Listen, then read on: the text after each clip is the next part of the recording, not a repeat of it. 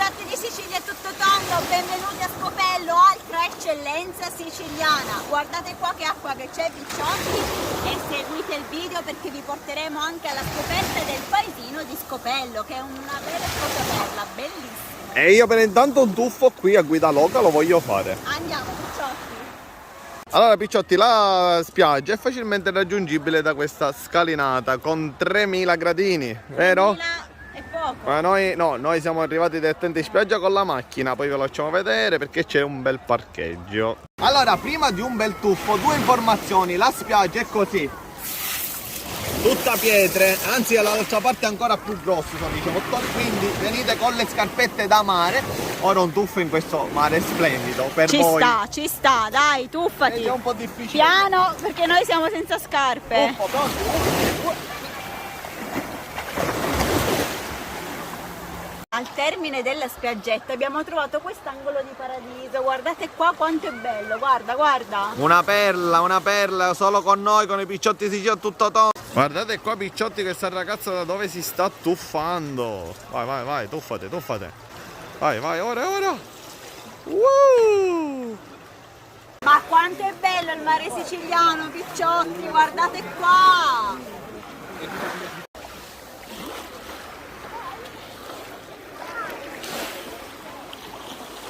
Dopo la splendida mattinata trascorsa in spiaggia, ora siamo saliti qua a Scopello per visitare questo fantastico borgo. Già l'introduzione è bellissima. Molto bella, però amore, soprattutto qui ci sono ristorantini per mangiare. Quindi andiamo picciotti.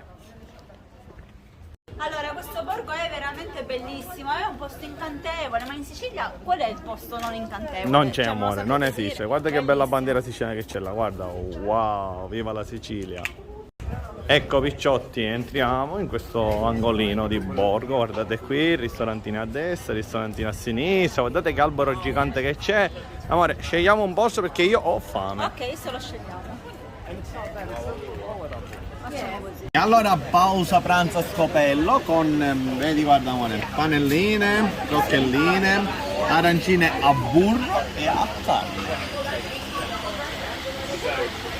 Picciotti, ovviamente a Scopello non può mancare il pane cunzato, guardate che c'è qua. Eccolo qua, buonissimo. Posso? Buon appetito.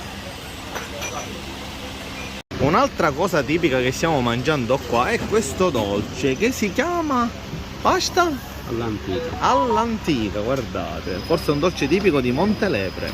Bello. E questo bello tiramisù al pistacchio l'ha preso l'amore mio, bravo amore. E allora non potevamo che concludere con la cassatella siciliana, amore. Allora ti vedo bello rilassato, bello tranquillo. Adesso abbiamo finito, ora ci cuciamo questa cassatella e vi salutiamo. Allora apriamo.